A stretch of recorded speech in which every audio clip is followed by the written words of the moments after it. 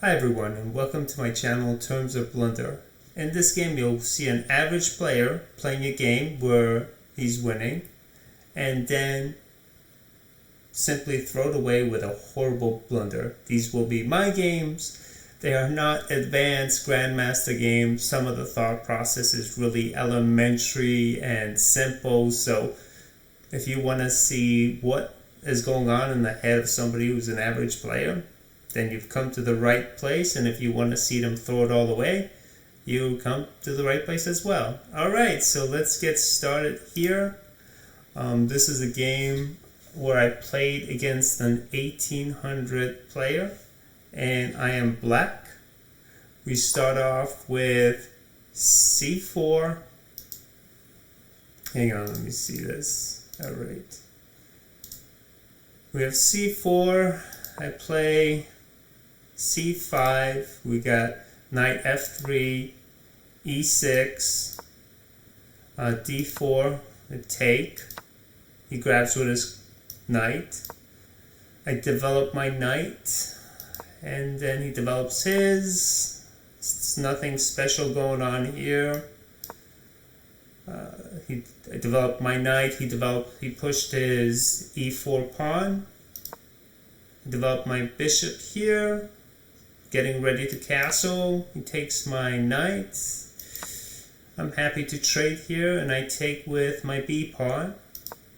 He develops his white bishop to d3.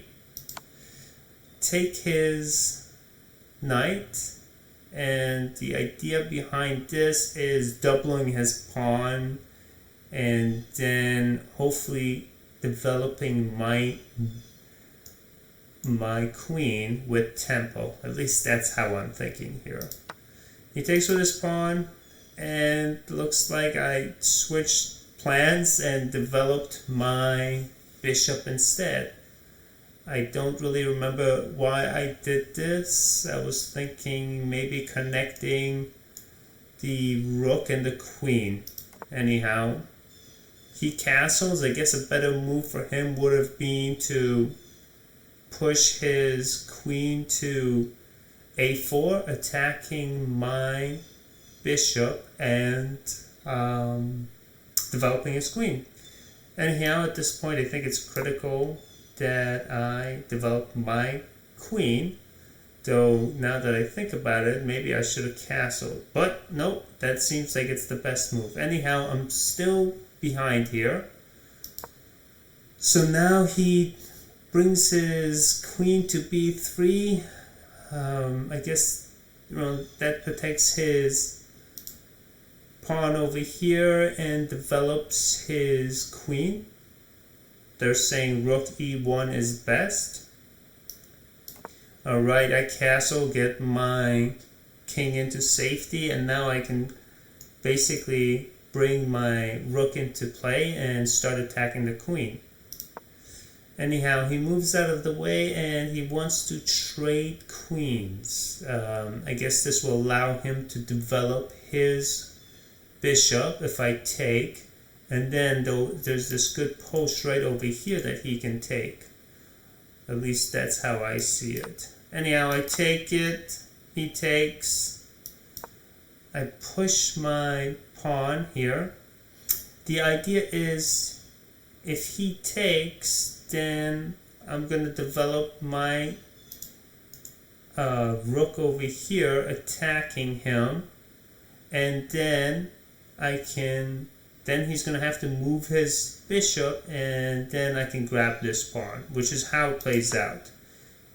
He takes the pawn. I bring my f-pawn to c8, attacking him. He then pushes his pawn, which is a mistake. Here he should have backed up with his bishop.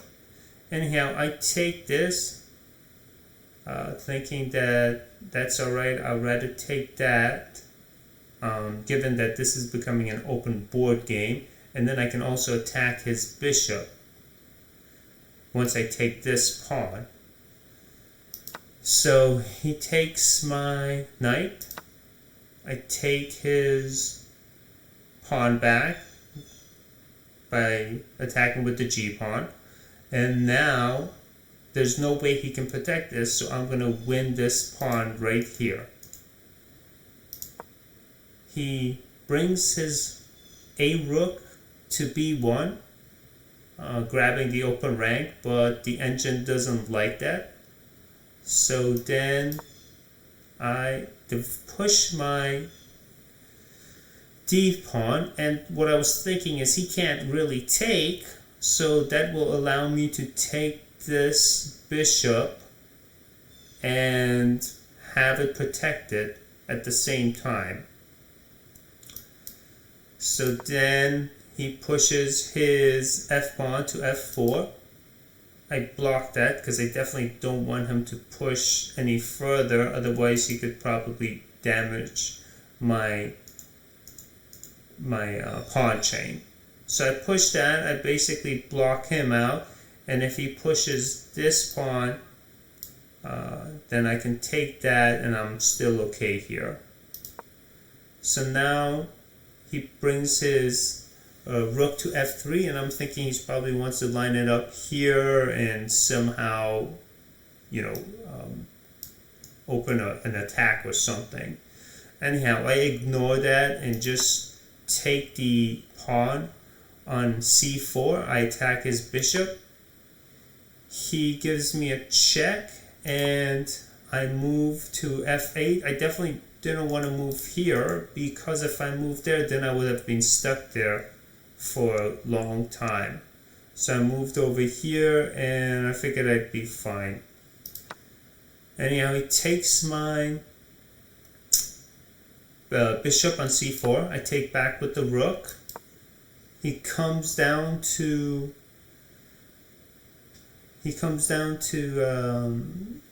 the back.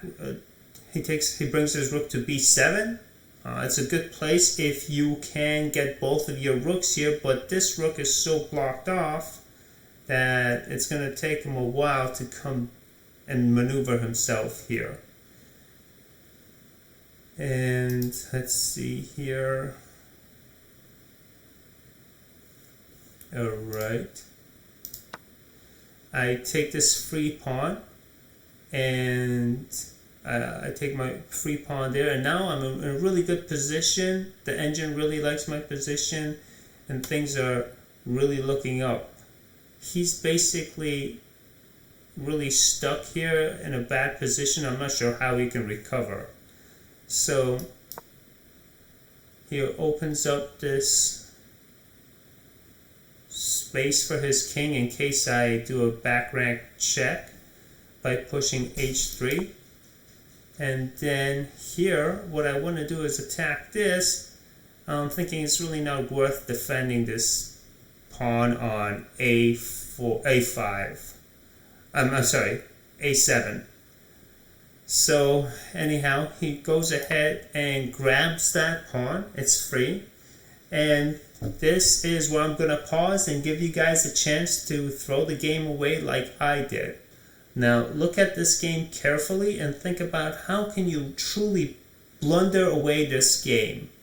I'll give you a few seconds to pause and try to think like an idiot like I am, and then I'll show you. Alright, if you're anything like me and go brain dead sometimes, that's right, rook takes on C3. There's no better blunder in this game, and at this point, this game is pretty much over, and I went from a winning game to a losing game. Anyhow, that's it. The game was lost, and I hope you enjoyed this session. It is my first video, and I hope to make many more. Let me know what you think about the game, and if you've had similar experiences, and how you deal with it. Alright, until next time, have a wonderful day.